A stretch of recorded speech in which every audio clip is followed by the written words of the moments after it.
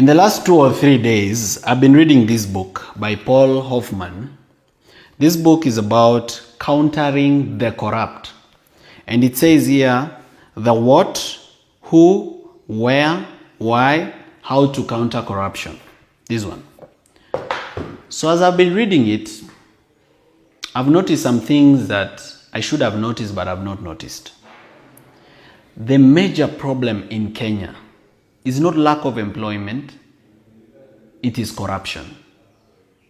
It's not bad healthcare, it's corruption. It is corruption that causes bad healthcare. It is corruption that causes lack of employment because it takes away opportunities meant for the unemployed. So all these problems, including, farmers not being able to get their dues or farming not being able to be profitable, it all stems from corruption. If we solve one problem called corruption, we'll fix the problem in Kenya.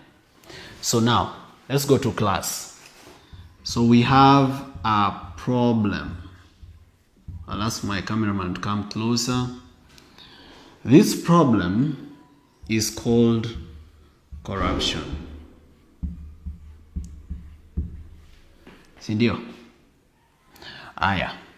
Corruption is equals William Ruto.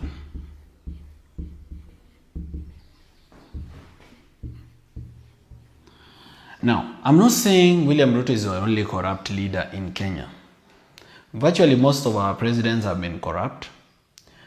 Ministers in government, PSs, governors, MPs, MCAs.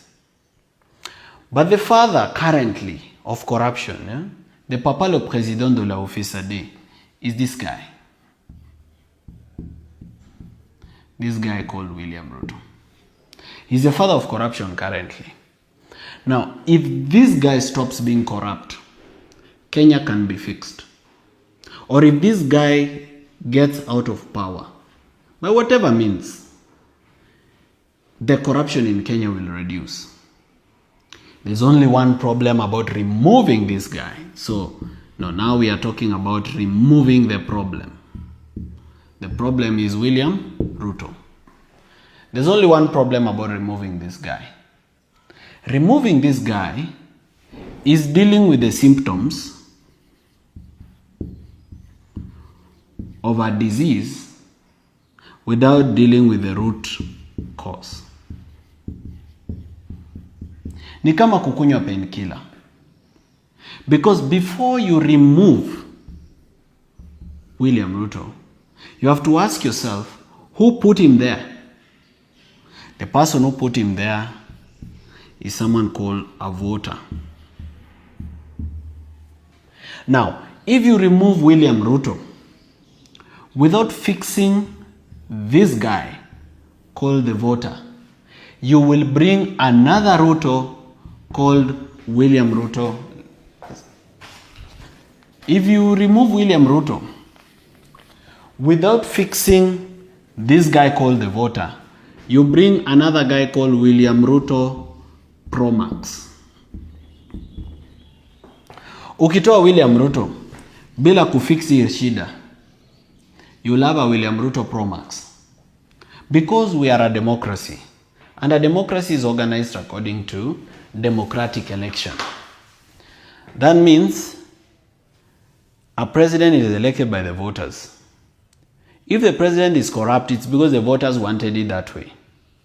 In fact, the 7 million voters cannot say that what I ordered versus what I received. What they ordered is exactly what they received. So then we've known that the problem is the voter. This voter has many problems. This voter, some of them voted because of tribalism. So there are Kalenjins who voted because Ruto is a Kalenjin. There are Kikuyus who voted because Ruto had a running mate who is a Kikuyu, who is Gachagua. So tribalism is a big problem here. All right. Number 2, about this voter, is the problem of bribery. Kuhongwa. And here we are talking about lessors, We are talking about wheelbarrows. We are talking about cash and other gifts. All right. Now, these are the majority of the voters. Now, William Ruto did not start being corrupt when he won the presidential election. He was corrupt from the beginning. People knew he is corrupt. They knew his role at the ICC, but they still voted for him. So what is wrong with these people who still voted for this guy, expecting the best out of the worst? It means to fix Kenya's problem, we must fix the Kenyans. To fix Kenya's problem, we must fix the Kenyans. Why do I say so? You see, in every corruption scandal, there is a lawyer, there's an accountant, there's a bank teller. All these people know what's going on, but they don't mind because it's benefiting them. Meaning those complaining about corruption are those who have not benefited from it or who are not benefiting from it. Now, these people are the few. The majority are the poor. When you steal 10 billion meant for medical equipment for various hospitals across the country, the people are going to suffer is not William Ruto. It's not his friends. It's not his business partners. It is the poor people kwa ground. Ndo wataumia. So how do you fix this voter? You fix this voter through civic education.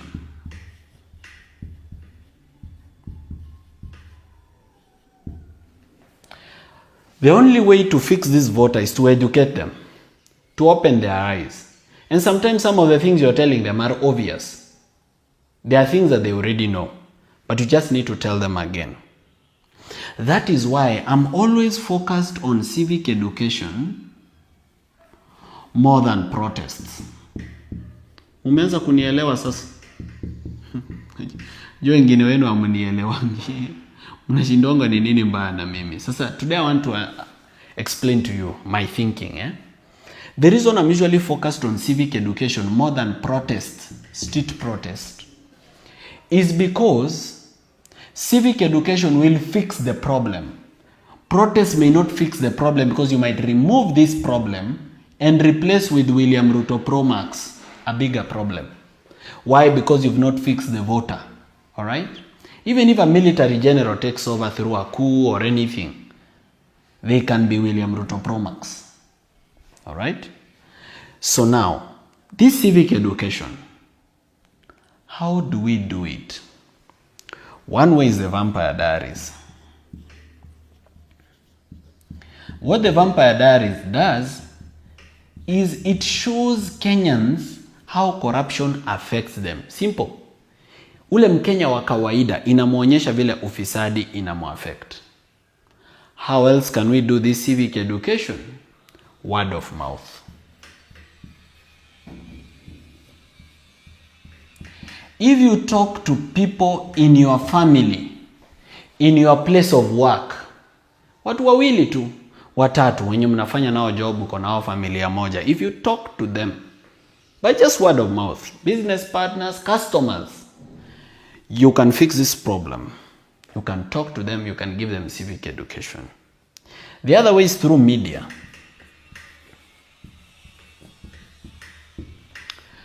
This media has a problem.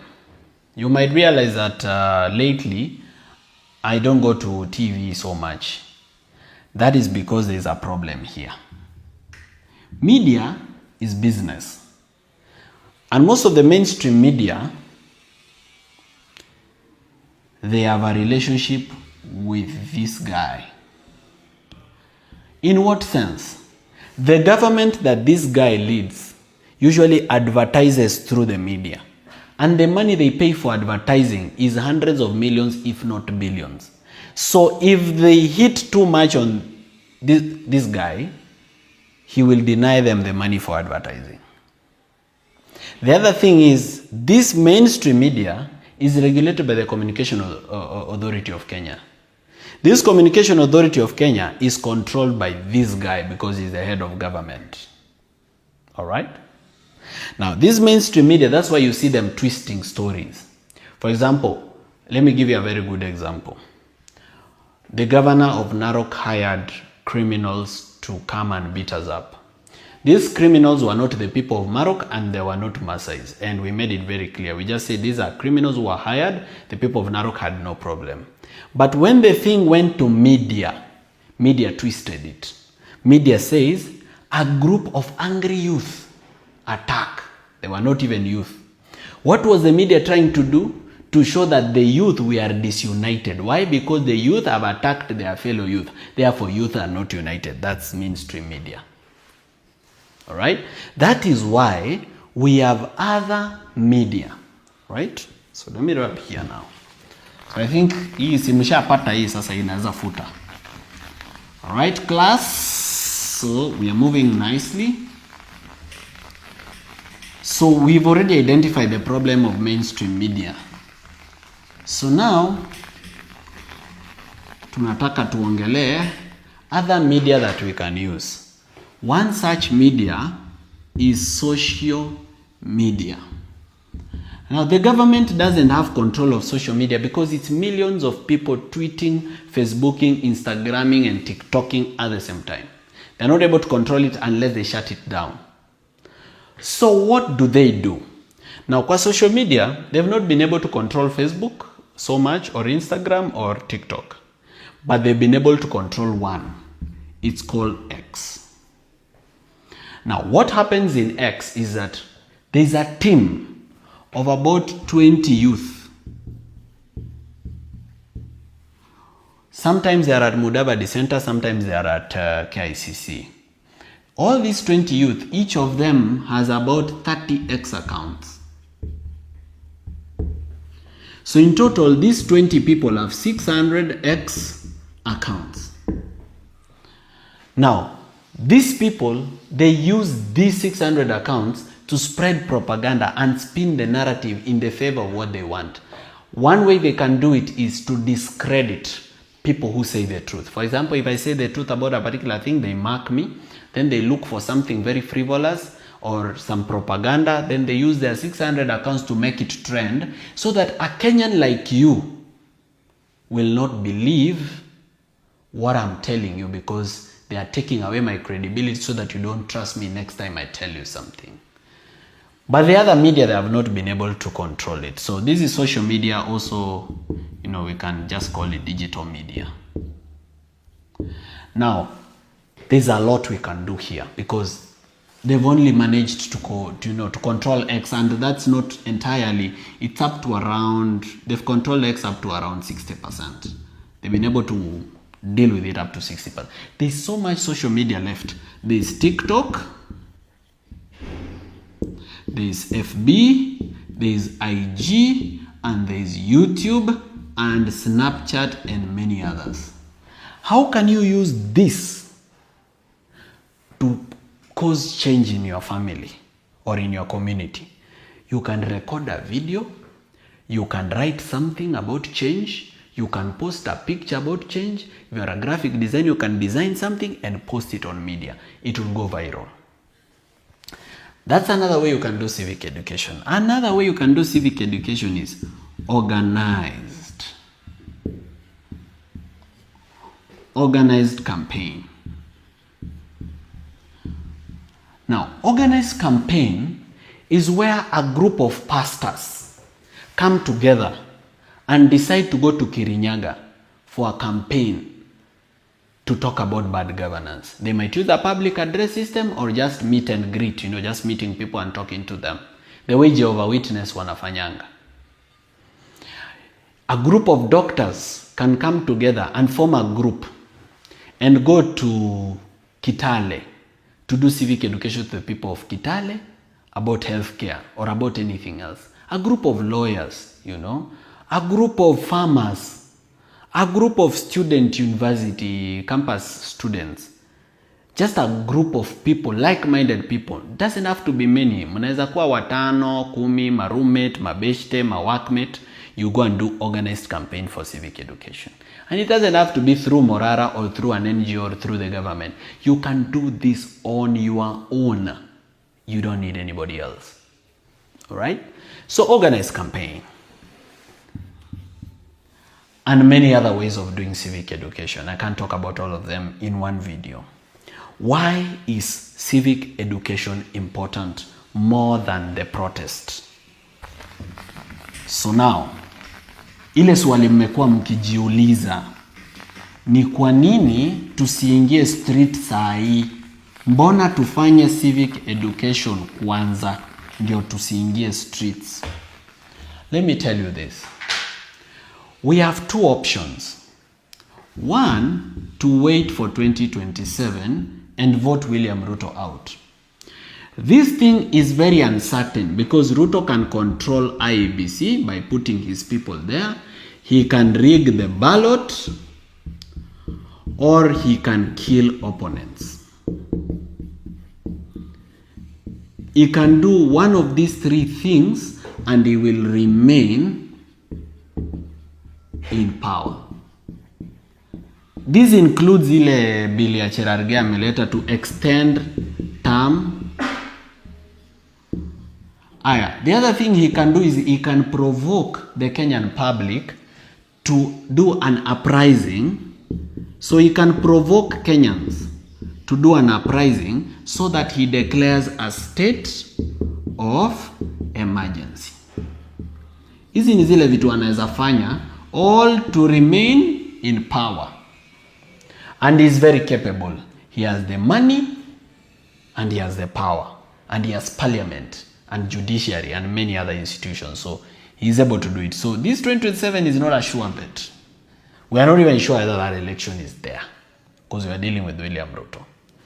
The second option we have is the streets.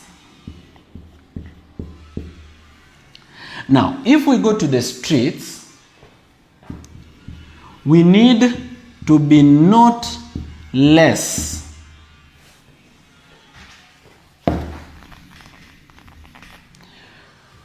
we need to be not less than 1 million people. We need to be more than 1 million people in the streets, and we are not going home until William Ruto leaves. For us to achieve this more than 1 million people, that is where civic education comes in. 80% of Kenyans, they know something is wrong with Kenya. But when they see the young people going to the street to demonstrate against the government, they are like, ai, mnatu inconvenience. Mimi sasa mumeblock barabara, ningekuwa nimeenda job.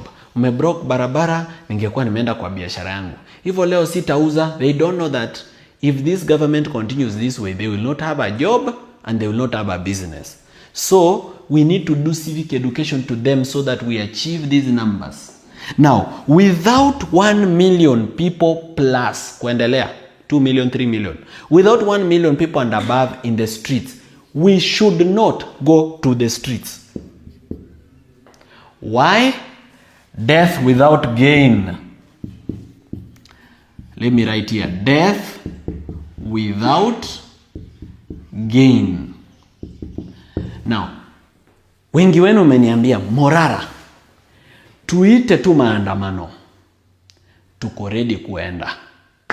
We tuambie tu siku. Sisi tutatokezea. I know mnataka kutokezea. But nikipima hesabu zangu, nyinyi wenye mtatokezea, hamko wengi sana. Hamjafika ile namba inahitajika. Ndio maana sijawaita. Mko willing, lakini hamtoshi. Can you now take that energy yenye mko nayo ya kukuja kwa street, muende mchukue wenzenu? That's why I went to Narok. I went to look for new ambassadors wenye wanaweza to join when we call for this. So death without gain namaanisha watu watakufa na tutalose. Watu watauawa because Ruto will use lethal force. Tapiga risasi, wataabduct, tutafanya vitu mingi. And I don't want to die without gain. Sitaki kufa kama sija achieve chenye nataka kufanya. That's why I don't want to die for free. I want to die for something. That's why I don't want to go to the streets without the numbers. The numbers to achieve whatever has taken us to the streets. All right. Now, To achieve these streets, we've agreed we need civic education.